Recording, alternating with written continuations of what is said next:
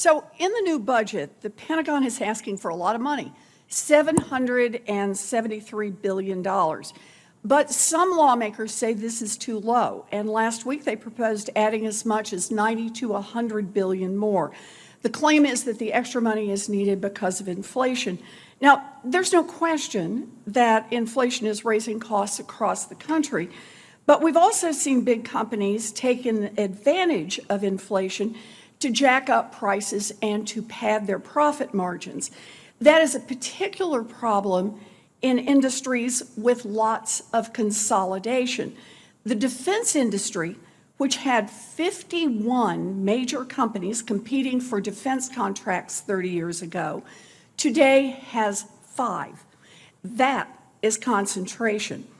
Price gouging by defense contractors has been a big problem for a long time.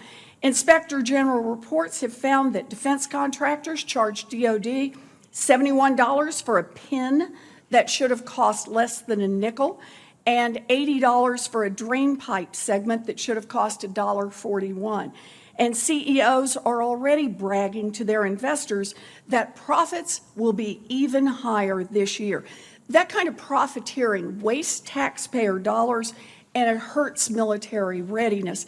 Secretary Austin, let me ask you, under our budget, obviously, we have to account for cases where suppliers are increasing prices to cover higher costs elsewhere in the supply chain. We understand that. But these companies are doing very well for themselves. Should taxpayers be expected to subsidize higher profits for contractors that are using inflation as a cover to raise their prices above and beyond what is justified by an increase in expenses?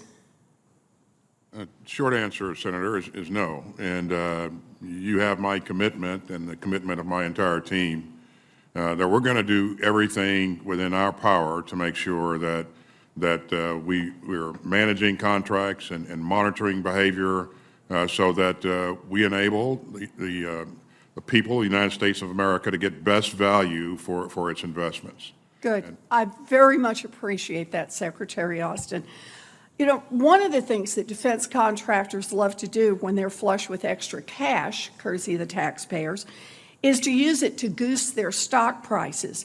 The Pentagon's top contractors spent $15.5 billion on net buybacks last year, sending their stock prices zooming. That is the most of any year on record ever. But it's not just members of Congress who are using inflation as an excuse to ask for more money from the Pentagon. I was actually troubled to hear some Pentagon officials doing the same earlier this week. So, Secretary Austin, let me ask you directly. Are you comfortable with the figure in the president's proposed budget?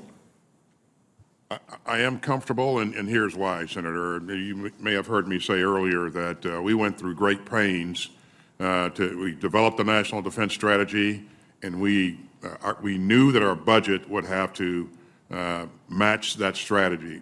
And so we went through great pains to make sure that that was the case.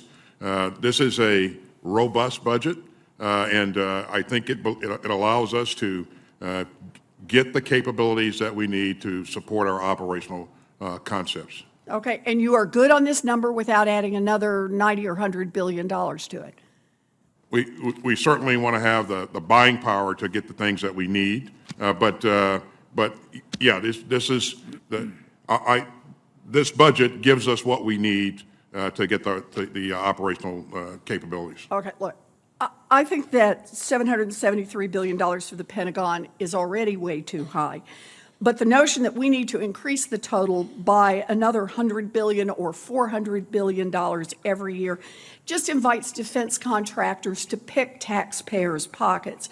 The American people are willing to pay to defend this country, but they're not going to sit still for being gouged by hugely profitable defense companies. And I appreciate your help on this, Secretary Austin.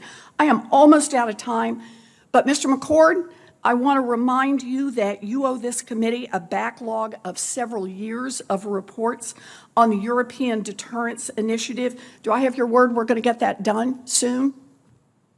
Yes, Senator, we'll get those reports. All right. Thank you very much.